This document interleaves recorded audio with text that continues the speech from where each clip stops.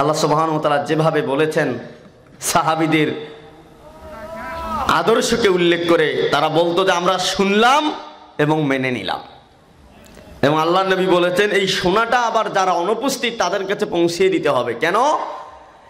এমন অনেক ব্যক্তি রয়েছে যে শ্রোতা তাদের কাছে গিয়ে বর্ণনা দিবে, শ্রোতার চাইতেও ওই ব্যক্তি মানার দিক থেকে বেশি আগ্রহী। বলেন ঠিক কিনা? এই জন্য আপনাদেরকে তাদেরকে জানিয়ে দিতে হবে যারা এখানে নেই, এবং আপনার স্ত্রী সন্তানকে জানিয়ে দিতে হবে। সাউন্ডটা একটু বাড়াতে হবে। আমি কিন্তু পবিত্র কোরআনুল কারীমের সুপরিচিত ছোট্ট একটি সূরা, 3টি আয়াত বিশিষ্ট সূরাতুল আসর, এই সূরাটি তেলাওয়াত করেছি এবং তৎসঙ্গে একটি হাদিস। এর তাফসীর সংক্রান্ত কিছু বিষয়ে আপনাদের সম্পর্কে তুলে ধরব ইনশাআল্লাহ। তবে আপনারা হয়তোবা মনে করবেন তাফসীর মানেই বোধহয় কাহিনী কিসসা, কিন্তু তাফসীর মানে হচ্ছে ব্যাখ্যা। ওই সূরার মাঝে কিছু গোপন বিষয় যেগুলো আপনারা জানেন না সেগুলো আপনাদের সামনে তুলে ধরাটাই হচ্ছে তাফসীর। সূরাতুল আসর নাম শুনেছেন সবাই? মুখস্থ আছে কার কার? একটু হাতটা উঠায় দেখাই। যাক, আলহামদুলিল্লাহ, হাত নামাই। এই সূরাটা তো আপনারা প্রায়ই পাঠ করেন, কিন্তু এই সূরার গুরুত্ব কিন্তু অনেকেই জানেন না। এই সূরার গুরুত্ব সম্পর্কে এক সাহাবী আব্দুল্লাহ ইবনে হাফস তিনি একটা হাদিস বর্ণনা করেছেন। তিনি বলেছেন, কানা রাজুলানি মিন আসহাবিন নবী সাল্লাল্লাহু আলাইহি ওয়াসাল্লাম ইদাল তাকায়া। আল্লাহর নবী সাল্লাল্লাহু আলাইহি ওয়াসাল্লামের দুইজন সাহাবী ছিল, যখনই তারা একে অন্যের সাথে যে কোথাও পথে ঘাটে যেখানেই তাদের দেখা হতো, যখনই দেখা হতো ইল্লা আইয়াকর আহাদুন আলাল আখরে সূলাতুল আসরে ইলা আখিরিহা, তাদের একে অপরের মাঝ থেকে পৃথক হওয়ার আগে একজন আরেকজনকে এই সূরাতুল আসর শুরু থেকে শেষ পর্যন্ত তেলাওয়াত করে শুনিয়ে দিতেন। তার মানে কি ওই সাহাবীরা সূরাতুল আসর যে একজন আরেকজনকে শুনাইতো, ওই কি মুখস্থ ছিল না? ওই ব্যক্তিকে মুখস্থ ছিল না দেখে শুনাই দিত? সূরাতুল আসরের মাঝে যে গুরুত্ব আল্লাহ সুবহানাহু ওয়া তাআলা নিহিত রেখেছেন, এই গুরুত্ব যাতে করে ওই সাহাবীরা কখনো ভুলে না যায়, এজন্য যখনই দেখা হতো তখনই একজন আরেকজনকে এই সূরাটি শুরু থেকে শেষ পর্যন্ত শুনিয়ে দিত। সুবহানাল্লাহ। কেন শুনিয়ে দিতেন? ইমাম শাফিঈ রাহমাতুল্লাহ আলাইহি এই সূরা সম্পর্কে বলেছেন, লাউ তাদাব্বারান নাসু বিহাদিহি সূরা, পৃথিবীর মানুষ যদি সূরাতুল আসর সম্পর্কে গবেষণা করত, লাকাফাতহুম, এই সূরাটাই তার দুনিয়া এবং আখিরাতে নাজাতের জন্য যথেষ্ট হয়ে যেত। সুবহানাল্লাহ। ইমাম শাফিঈ রাহিমাহুল্লাহ তিনি এই কথা বলেছেন। আর একটা কথা তিনি বলেছেন, উক্তিগুলো উল্লেখ করতেছি যাতে করে আপনারা গুরুত্ব বুঝতে পারেন। লাউ মা আনজালাল্লাহু হুজ্জাতান আলা খালকিহি ইল্লা হাযিহি সূরা লাওয়াসিআতহুম। আল্লাহ সুবহানাহু ওয়া তাআলা এই পৃথিবীতে যদি সূরা আসরটাই অবতীর্ণ করত, কোরআনের আর কোনো আয়াত অবতীর্ণ না করত, কোনো সূরাই অবতীর্ণ না করত, কোনো দলিল যদি এই পৃথিবীতে না রাখত, তাহলে এই সূরা আসরই মানব জাতির জন্য নাজাতের জন্য যথেষ্ট হয়ে যেত। সুবহানাল্লাহ। একটু চিন্তা করেন তো, একটা সূরা যদি অবতীর্ণ হতো আর কোরআনের কোনো আয়াতই যদি অবতীর্ণ না হতো, তাহলেও মানুষের জন্য যথেষ্ট হয়ে যেত। সুতরাং সূরা আসরের মধ্যে কি এমন তথ্য আছে? চিন্তার বিষয় না? তা আমরা তো একটু শুনতে চাই, আগ্রহ আছে আপনাদের? ঠিক আছে, আপনারা শুরু থেকে শেষ পর্যন্ত শোনার চেষ্টা করবেন ইনশাআল্লাহ। প্রথম আয়াত, ওয়াল আসর, আল্লাহ সুবহানাহু ওয়া তাআলা সময়ের কসম করেছেন। পবিত্র কোরআনুল কারীমের মধ্যে বিশ্বের প্রতিপালক আল্লাহ সুবহানাহু ওয়া তাআলা যে জিনিসটির শপথ করেছেন, বুঝতে হবে সেটা অতীব মূল্যবান এবং গুরুত্বপূর্ণ একটি জিনিস।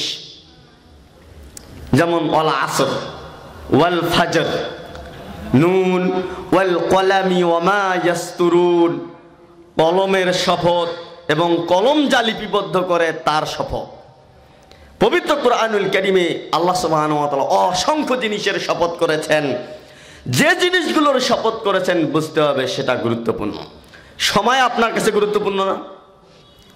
কারণ পৃথিবীতে যারা সময়কে নষ্ট করেছে আখিরাতে গিয়েও তারা পস্তাবে। কিয়ামতের দিন তারা বলবে, যারা সময়কে নষ্ট করেছে দুনিয়াতে আখিরাতের পথেও জোগাতে পারেনি, তারা আল্লাহর কাছে ফরিয়াদ করে বলবে, রব্বানা আখরিজনা মিনহা ফাইন উদনা ফাইন্না যালিমুন। হে আল্লাহ, একবারের জন্য জাহান্নাম থেকে আমাদেরকে বের করে দেন। এবার যদি পৃথিবীতে ফিরে যাই তাহলে অবশ্যই নেক বান্দা হয়ে ফিরে আসব, আর জালেম হব না। যদি ফিরে আসি তাহলে বুঝতে পারবেন আমাদের চাইতে বড় জালেম আর কেউ নেই। কিন্তু সুযোগ থাকবে? কোনো সুযোগ নেই।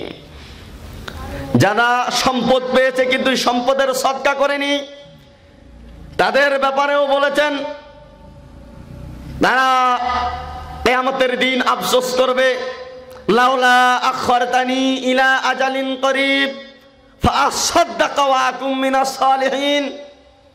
হে আল্লাহ, আর একটু সময় আমাদেরকে দিন, এবার যদি আমি পৃথিবীতে ফিরে যাই তাহলে এত অধিক পরিমাণে সদকা করব যে তোমার নেক বান্দা হয়ে তারপর ফিরে আসব। কিন্তু আল্লাহ সুবহানাহু ওয়া তাআলা পরের আয়াতেই বলে দিয়েছেন, ওয়ালান ইউআখিরাল্লাহু নাফসান ইযা জাআ আজালুহা। যখন কোনো ব্যক্তির মৃত্যুর নির্ধারিত সময় চলে আসে তখন কিঞ্চিত পরিমাণ সময় আগে কিংবা পরে হবে না। ফাইদা জাআ আজালুহুম লা ইস্তাখিরুনা সাআতান ওয়া লা ইস্তাকদিমুন। যখন কারো মৃত্যুর নির্ধারিত সময় চলে আসে 1 সেকেন্ড কম বা বেশি হয় না। সুতরাং যে মানুষ যখন মরে যায় বুঝতে হবে পৃথিবীতে সেটাই ছিল তার নির্ধারিত মৃত্যুর সময়। কিন্তু আমরা এখন বিভিন্ন পত্র পত্রিকায় বিভিন্ন ব্যানারের মধ্যে দেখতে পাই, আলহাজ অমুকের অকাল মৃত্যুতে আমরা গভীরভাবে শোকাহত। এই কথাটার মাঝে ভুল আছে। অকাল মৃত্যু বলতে পৃথিবীতে কিছু নেই। যে ব্যক্তি যখন মৃত্যুবরণ করে সেটাই তার মৃত্যুর নির্ধারিত সময়। কথা বুঝতে পেরেছেন? এখন 10 বছরের শিশু মারা গেছে, আমরা বলি ইস আয়ু আছে, নিজে নিজের জানটা নিয়ে নিল। নাউজুবিল্লাহি মিন যালিক। এই ক্ষমতা কারো আছে? আল্লাহর পক্ষ থেকে যদি আদেশ না হয় তাহলে মালাকুল মউত কারো জীবন কেড়ে নিতে পারবে? তাহলে আপনি কোন বা কিসের ভিত্তিতে বলবেন যে অকাল মৃত্যু? মানে সময় হয়নি তাতেই মৃত্যু হয়ে গেছে। পৃথিবীতে কেউ কারো রিজেক পূর্ণ করে মৃত্যুবরণ করে না। দেখবেন মুমূর্ষু অবস্থায় কিছুই খাচ্ছে না, কিন্তু হুষ্টপুষ্ট দেহের অধিকারী, পূর্বে অনেক খেয়েছে এবং খেত। শেষ সময় আপনি পানি এগিয়ে দিচ্ছেন কিন্তু পানি মুখে দিচ্ছে না। বুঝতে হবে তার রিজিক শেষ হয়ে গেছে বিধায় সে আর পানি গ্রহণ করতে পারছে না। পূর্বে কিছুই খেত না, 3 মাস যাবত বিছানায় পড়ে আছে, মৃত্যুর 5 মিনিট পূর্বে যা দিচ্ছেন তাই খাচ্ছে। বুঝতে হবে তার রিজিক এখনো পৃথিবীতে বাকি আছে বিধায় সে ভক্ষণ করছে। কেউ রিজিককে পূর্ণ না করে মৃত্যুবরণ করবে না, এটা আল্লাহ সুবহানাহু ওয়া তাআলা নির্ধারণ করে রেখেছেন। তাই সম্মানিত উপস্থিতি, বলছিলাম সময়ের গুরুত্ব। যারা সময়কে মূল্যায়ন করবে না পরকালীন জীবনে তারা আফসোস করবে, কিন্তু সেই আফসোস তাদের কোনো কাজে আসবে না। পবিত্র কোরআনুল কারীমে আল্লাহ সুবহানাহু ওয়া তাআলা কসম করার পর যে বিষয়টি উল্লেখ করেছেন সেটাও কিন্তু অতীব গুরুত্বপূর্ণ। আল্লাহ সুবহানাহু ওয়া তাআলা কসম করে বলেছেন, ইন্নাল ইনসানা লাফি খুসর। নিশ্চয়ই সকল মানুষ ক্ষতির মধ্যে নিমজ্জিত রয়েছে। এখানে এই কথাটা আল্লাহ সুবহানাহু ওয়া তাআলাকে কসম করে বলতে হবে, কিন্তু কসম করাটাই উচিত ছিল। আমরা মনে করি আল্লাহ সুবহানাহু ওয়া তাআলার বাণীতে কোনো ভুল নেই। কেন? এমন কোন মানুষ আছে যে যার পাপ নেই? আপনারা বলতে পারবেন? আল্লাহর নবী সাল্লাল্লাহু আলাইহি ওয়াসাল্লাম বলেছেন, লাউলাম তুযনিবু লাযাহাবাল্লাহু বিকুম। হে পৃথিবীর মানুষ, তোমরা জেনে রাখো, তোমরা যদি পৃথিবীতে পাপ না করতে আল্লাহ সুবহানাহু ওয়া তাআলা তোমাদেরকে উঠিয়ে নিতেন। ওয়ালা জাআ বিকওমিন, এমন জাতিকে আল্লাহ সুবহানাহু ওয়া তাআলা সৃষ্টি করতেন, ইউযনিবুনা ফায়াস্তাগফিরুনাল্লাহ ফায়াগফিরু লাহুম, যারা পাপ করত, পাপ করার পর আল্লাহর কাছে তওবা করত আর আল্লাহ তাদের তওবাকে কবুল করে নিতেন। কথা বুঝতে পেরেছেন? সুতরাং মানুষের মাধ্যমে পাপ হবে কথা ঠিক, কিন্তু এই পাপীদের মধ্যে আবার উত্তম কারা, এটাও নবী বলে দিয়েছেন। কুল্লু বনি আদম খাত্তাউন, নিশ্চয়ই সকল আদম সন্তানেরা হচ্ছে পাপী। ওয়া খায়রুল খাত্তাইন আত-তাওয়াবুন, এই পাপীদের মধ্য থেকে উত্তম পাপী হচ্ছে ওই পাপী যে ব্যক্তি পাপ করার পর আল্লাহর কাছে ক্ষমা চায়। সুবহানাল্লাহ। বান্দা যাতে পাপ করতে করতে তার পাপ যদি আকাশের কিনারা পর্যন্ত পৌঁছে যায়, এর পরেও যাতে বান্দা নিরাশ হয়ে না যায়, এজন্য নবী এই মুখনিসৃত বাণী বান্দার জন্য সান্ত্বনামূলক বাণী হিসেবে রেখে গেছেন। সুবহানাল্লাহ। তাই মানুষ পৃথিবীতে থাকলে তার মাধ্যমে পাপ হবে, এটাই স্বাভাবিক। তাই বলে কিন্তু আমি পাপের লাইসেন্স আপনাদেরকে দিলাম না, পাপের লাইসেন্স নয়, কিন্তু এটা পাপ আপনার দ্বারা হবে, এটা স্বাভাবিক, কিন্তু সেটাকে এড়িয়ে যেতে হবে। কারণ পরকালীন জীবনে আপনাকে নাজাত পেতে হবে। খুব সংক্ষিপ্ত সময়ের জন্য দুনিয়াতে এসেছেন, প্রধান অতিথিকে তো খুব সুন্দরভাবে বুঝিয়ে দিয়েছেন কতটুকু সময়ের জন্য এসেছেন। এটা কিন্তু নবী আবার উদাহরণ দিয়েছেন, কসম করে বলেছেন, আল্লাহর কসম করে বলতেছি, মা দুনিয়া ফিল আখিরাতি ইল্লা মিসলা মা ইয়াজালু আহাদুকুম ইসবাহু ফিল ইয়াম্মি ফালইয়ানজুর বিমা ইয়ারজিউ। আল্লাহর কসম করে বলতেছি, আখিরাতের তুলনায় দুনিয়া হচ্ছে সেরকম, তোমাদের মধ্য থেকে কোনো একজন ব্যক্তি যদি তার একটি আঙ্গুলকে সমুদ্রের মধ্যে ডুবিয়ে দেয় অথবা আঙ্গুলকে উপরে উঠিয়ে নিয়ে আসে, সমুদ্রের কতটুকু পরিমাণ পানি তার আঙ্গুল কমাতে পারে? হে মানব জাতি, তোমরা জেনে রাখো, ওই যে সমুদ্র থেকে তার আঙ্গুল যতটুকু পরিমাণ পানি উপরে উঠিয়ে নিয়ে আসলো, এতটুকু পরিমাণ সময়ের জন্য তোমরা দুনিয়াতে এসেছ। আর এই সমুদ্র পানির সমতুল্য সময় পরিমাণ তোমাদেরকে আখিরাতে অবস্থান করতে হবে। আচ্ছা বলেন তো, আপনি সেই আখিরাতকে প্রাধান্য দিয়েছেন না এই দুনিয়াকে প্রাধান্য দিয়েছেন? অবশ্যই দুনিয়াকে দিয়েছেন। ওই যে বলেছিলাম যে একটা মেয়ে সন্তান জন্মলাভ করলেও আপনার মাথায় টেনশন হয়, 18 বছর পর তাকে কিভাবে বিবাহ দিবেন, এই সম্পদ হয়তোবা আপনাকে আল্লাহ এখন দেয়নি, বা হয়তোবা টেনশন। এই জন্য যেই দিন জন্ম লাভ করেছে সেই দিন আপনি একটা জনতা ব্যাংকে বা সোনালী ব্যাংকে গিয়ে 500 টাকা মাসে মাসে জমা করে রাখবেন, একটা ডিপিএস করে রেখেছেন। 18 বছর পর মেয়ের গহনা এবং মেয়ের বিবাহের খরচ সেখানে জমা করতেছেন, এই চিন্তা কি তো আপনার মনে আছে? কিন্তু আজ থেকে নিয়ে 60 বছর পর যখন মৃত্যুবরণ করবেন, সেখানে কতটা সময় অবস্থান করতে হবে এটা একটু অনুমান করে বলেন তো, কে পারবেন? কেউ বলতে পারবেন যে কতটা পরিমাণ সময় আপনাকে আখিরাতে থাকতে হবে? অর্থাৎ 60 বছরের পর গোটা জিন্দেগি হচ্ছে আখিরাত। কিন্তু তার জন্য কি প্রিপারেশন আছে? আছে কোনো প্রিপারেশন? এই কনকনে শীতের রাত, এই ঠান্ডা লেপ গায়ে দিয়ে যখন শুয়ে যায়, ফজরের সালাতের কোনো খোঁজখবর থাকে না। এটা তো স্বাভাবিক বিষয়। তো যাই হোক, আল্লাহ সুবহানাহু ওয়া তাআলা আমাদের সকলকেই এটা আদায় করার তৌফিক দান করুক, আল্লাহুম্মা আমিন।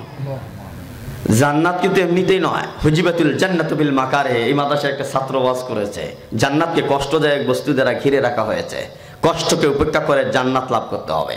এই কনকনে শীতের রাত্রিতে উঠে উজু করে সালাত পড়া, এটা কিন্তু সহজ বিষয় নয়, তবে যাদের অভ্যাস হয়ে গেছে তাদের পক্ষে আবার সহজ। একটা আমলের কথা বলি যার মাধ্যমে আল্লাহ আপনার মর্যাদাকে বৃদ্ধি করে দিবে। আল্লাহর নবী বলেছেন, আলা আদুল্লুকুম আলা মা ইয়ামহুল্লাহু বিহিন্নাল খাতায়া ওয়া ইয়ারফাউ বিহি দারাজাত। আমি কি তোমাদেরকে এমন একটা আমলের কথা বলে দেব, বা এমন কিছু আমলের কথা বলে দেব যার দ্বারা আল্লাহ তোমাদের গুনাহসমূহ মাফ করে দিবেন? সুবহানাল্লাহর শব্দ তো খুব আস্তে। ওয়া ইয়ারফাউ বিহি দারাজাত, এবং যার মাধ্যমে আল্লাহ সুবহানাহু ওয়া তাআলা তোমাদের মর্যাদাকে বহুগুণে বৃদ্ধি করে দিবেন। দুনিয়াতে হয়তো বা না হতে পারে, কিন্তু আখিরাতে অবশ্যই। সেটি হচ্ছে ইসবাগুল বুজুহি আলাল মাকারিহ। যখন আপনি উজু করতে অপছন্দ করেন, এমন সময় বেশি বেশি করে পূর্ণাঙ্গ রূপে উজু করা। কোন সময় আপনি উজু করতে অপছন্দ করেন বলেন তো দেখি? শীতকালে, ঠান্ডার সময়। সুতরাং এই সময় আপনাকে বেশি উজু করতে হবে, আল্লাহ আপনার গুনাহ মাফ করে দিবেন এবং আপনার মর্যাদাকে আল্লাহ বাড়িয়ে দিবেন। ওয়া কাসরাতুল খুতা ইলাল মসজিদ, বেশি বেশি মসজিদের দিকে যেতে হবে, তাহলে আল্লাহ আপনার মর্যাদাকে বৃদ্ধি করে দিবেন। ওয়া ইনতিজার সালাতি বা'দা সালাত, আমার এক ভাই সুন্দরভাবে সালাতের আলোচনা করেছেন যে এক সালাতের পর আরেক সালাতের জন্য আপনাকে অপেক্ষা করতে হবে। অর্থাৎ জোহর শেষ হয়ে গেল, কখন আসরের সালাতের সময় চলে আসে। এই আমলগুলো যদি করতে পারেন, আল্লাহ সুবহানাহু ওয়া তাআলা অবশ্যই আপনার মর্যাদাকে বৃদ্ধি করবেন। কারণ সালাতের হিসাব তো কিয়ামতের ময়দানে আগে হবে, এটা আপনারা সবাই জানেন। যদি সেটা সঠিক হয়ে যায়, সব সঠিক, অর্থাৎ বাকিগুলো সহজ, আর ওটা কঠিন হয়ে গেলে বাকিগুলো কঠিন। হাদিসটি কিন্তু সেদিন গ্রামে বলেছিলাম, তার পরবর্তী অংশটা আপনাদেরকে বলতেছি। ফাইনিন তাকাসা মিন ফারিজাতি শাইউন, কোন ব্যক্তি যদি ফরজ সালাতের মধ্যে ঘাটতি হয়ে যায়, ক্বালা রাব্বু আযজা ওয়া জাল, আল্লাহ সুবহানাহু ওয়া তাআলা বলবেন উনজুরু হাল্লি আবদি মিন তাতাওউইন, হে ফেরেশতা মণ্ডলী, তোমরা আমার বান্দার আমলনামা খুঁজে দেখো, তার কি কোনো নফল সালাত আছে? ফায়ুকাম্মালু বিহা মান তাকাসা মিনাল ফারিজা, অতঃপর ওই বান্দার ফরজ সালাতের ঘাটতিগুলো নফল সালাত দ্বারা পরিপূর্ণ করে দেওয়া হবে। কি নফল সালাতের গুরুত্ব আছে তো? অনেক ভাই তো বলে যে নফল না পড়লে কি গুনাহ হয়। অবশ্য বিষয়টা ওই রকমই হয়ে দাঁড়িয়েছে, কিন্তু কথা হচ্ছে ফরজ নফল সবই ধরতে হবে, কোনোটাই ছাড়া যাবে না। তো বলছিলাম স্বল্প সময়ের জন্য দুনিয়াতে এসেছেন, সময়কে মূল্যায়ন করবেন। আল্লাহ সুবহানাহু ওয়া তাআলা কসম করে সময়ের মূল্যায়ন বুঝিয়ে দিয়েছেন। আল্লাহ সুবহানাহু ওয়া তাআলা বলতেন সব মানুষ ক্ষতির মধ্যে, সবাই পাপের মধ্যে আছে। এই যে আপনাদের এলাকায় যদি খুঁজে দেখা যায়, হয়তো 100 ঘরের মধ্যে 90 ঘর খুঁজে পাওয়া যাবে যারা কিস্তির সাথে জড়িত। কথা বলেন ঠিক কিনা? অর্থাৎ প্রকাশ্য সুদের সাথে জড়িত হয়ে আছে, পাপের মধ্যে লিপ্ত আছে না নাই? যদি এই 100%-এর মধ্যে আবার 40% ব্যবসায়ী হয়, ব্যবসায় আবার ধোকা আছে না নাই? আমার অত্র অঞ্চলে অনেক ভাই কিন্তু হকারের ব্যবসা করে। আমি যখন ছোট ছিলাম তখন কিন্তু তাদের দাড়িপাল্লার উপরে একটা কাঠি দেখতাম, কিন্তু এই কাঠির মর্ম কিন্তু আমি বুঝতাম না। অর্থাৎ কাঠিটা যদি একটু বাঁকা করে দেয়, 1.5 কেজি মাল কিন্তু 1/2 কেজিতে পরিণত হয়ে যায়। তাহলে এই ব্যবসায় কোনো বরকত আছে? আল্লাহ নবী সাল্লাল্লাহু আলাইহি ওয়াসাল্লাম মাররা বিসুবারাতি তাআম, একদিন আল্লাহ নবী সাল্লাল্লাহু আলাইহি ওয়াসাল্লাম ওই যে বাজারের মধ্যে একটা খাবারের স্তূপের পাশ দিয়ে গেলেন। আল্লাহ নবী সাল্লাল্লাহু আলাইহি ওয়াসাল্লাম তার হাতটা সেখানে ঢুকিয়ে দিলেন। ফানালাত আসাবিআহু বালালান, দেখলেন খাবারের উপরগুলো শুকনো আর ভিতরে কেন জানি ভেজা। তখন আল্লাহ নবী সাল্লাল্লাহু আলাইহি ওয়াসাল্লাম বলেন মা হাযা ইয়া সাহিবা তাআম, হে খাবারের মালিক, এটা কি উপরে শুকনা ভিতরে আবার ভেজা? তখন সে বলল আসাবাতুস সামাউ ইয়া রাসূলুল্লাহ, হে আল্লাহর নবী, একটু বৃষ্টির পানি পেয়ে ভেজে গেছে, তাই বলে নিচে ঢেকে রেখেছে, উপরে একটু শুকনা দিয়েছে যাতে মানুষ শুকনা দেখে কেনে নেয়। তখন আল্লাহ নবী সাল্লাল্লাহু আলাইহি ওয়াসাল্লাম বললেন আফালা জাআলতু ফাওকা তাআম কায়া ইয়ারাহুন নাস, কেন তুমি ওই ভেজাগুলিকে উপরে রাখলে না, মানুষ দেখতো? মান গাসসা ফালাইসা মিন্না, যে ব্যক্তি মানুষকে ধোঁকা দেয় সে আমার উম্মত হতে পারে না। নাউযুবিল্লাহি মিন যালিক। আর এখন আমরা বুঝি এইটাই ব্যবসার চালাকি। যারা নাকি মানে ব্যবসায় একটু পারদর্শী, তারা এই পদ্ধতিগুলো নাকি অবলম্বন করে। আরে এটা তো মানুষকে ধোঁকা দেওয়ার পদ্ধতি। এখন এমন কোন ব্যবসায়ী আপনি দেখতে পারবেন, কাঁচামাল ব্যবসায়ী, পাকামাল ব্যবসায়ী আছে যে ভালো খাবারগুলিকে উপরে রাখে না আর মন্দগুলিকে নিচে রাখে না? আছে এরকম ব্যবসায়ী?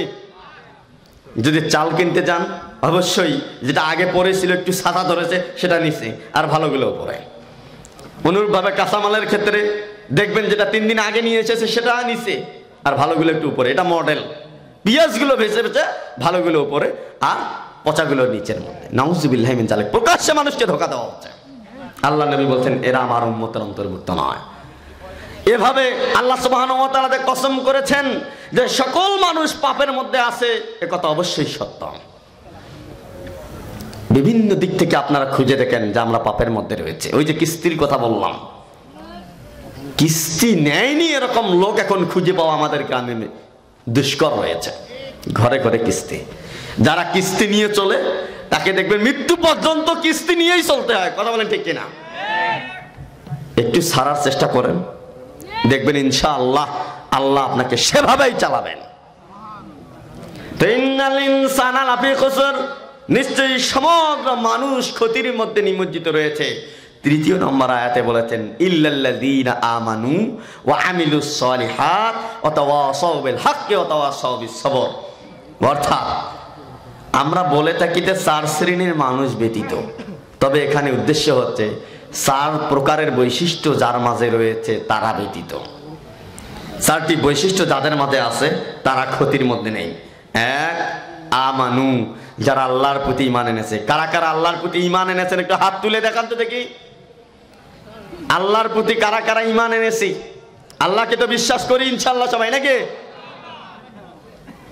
যাক আলহামদুলিল্লাহ, আপনারা হাত নামান, কিন্তু পরিপূর্ণরূপে বিশ্বাস করতে হবে। যদি ঈমানই ভালো করে আনতে পারেন, এটাই হয়তো বা ওই 4টির মধ্যে 3টা লাগবে না, এই একটা হলেই যথেষ্ট হয়ে যাবে ইনশাআল্লাহ। তো মুমিনের বৈশিষ্ট্য কি? যারা ঈমানদার তাদের বৈশিষ্ট্য কি? আল্লাহ সুবহানাহু ওয়া তাআলা কারা ঈমানদার এই কথা কিন্তু বলে দিয়েছেন। দেখেন তো আপনি সেই সংজ্ঞার মধ্যে আছেন কি নাই। ইন্নামাল মুমিনুনা আল্লাযীনা ইযা যুকিরাল্লাহু ওয়াজিলাত কুলুবুহুম ওয়া ইযা তুলিয়াত আলাইহিম আয়াতুহু যাদাতুহুম ঈমানা। জেনারেটর কই আছে?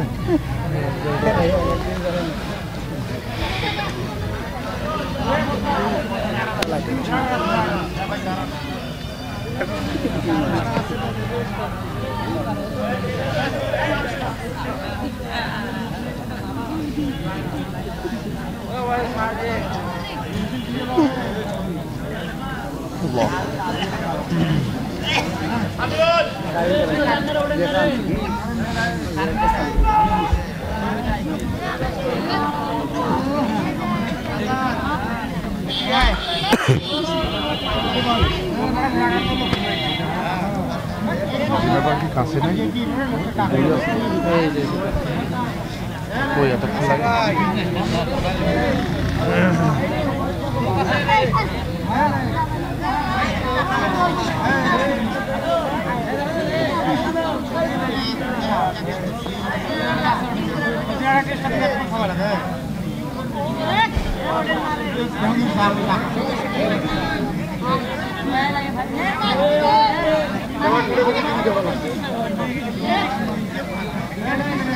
এটা বিশৃঙ্খলা ভালো লাগে।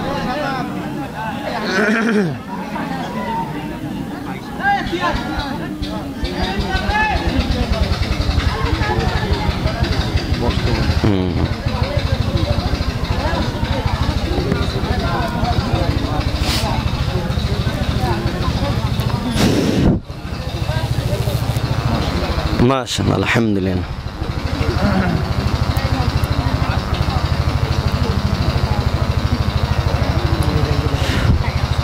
মাইকেল লান্ডিয়ান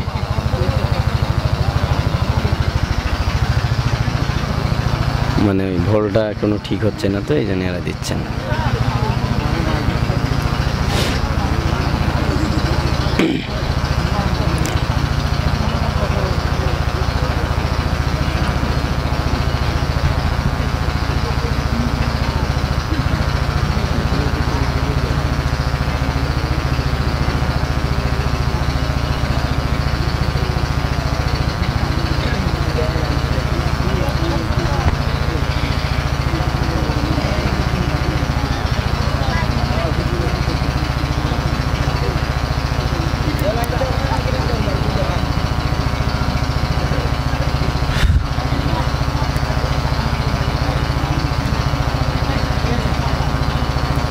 আলহামদুলিল্লাহ,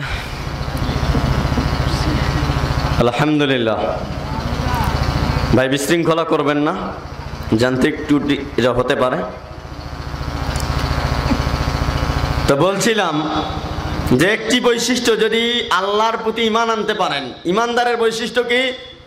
আল্লাহ সুবহানাহু ওয়া তাআলা বলেছেন ঈমানদার হচ্ছে তারাই যখন তাদের সম্মুখে আল্লাহর নাম স্মরণ করা হয় তখন তাদের অন্তরগুলো কেঁপে ওঠে, এবং তাদের সম্মুখে যখন কোরআনুল কারীম তেলাওয়াত করা হয় তখন তাদের ঈমান শুধু বৃদ্ধি পেতে থাকে। কিন্তু কোরআনুল কারীম যদি আমাদের মাঝে তেলাওয়াত হয়, আমাদের ঈমান কিন্তু বৃদ্ধি পায় না, কারণ আমরা কিন্তু কোরআনের মর্ম বুঝি না।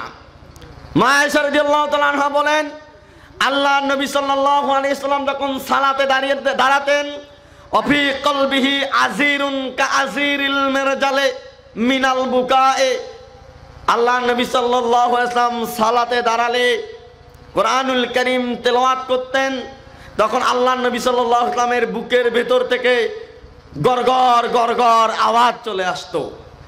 ভাতের উতাল যেভাবে আছে সেভাবে গড়গড় আওয়াজ আসতো কান্নার কারণে।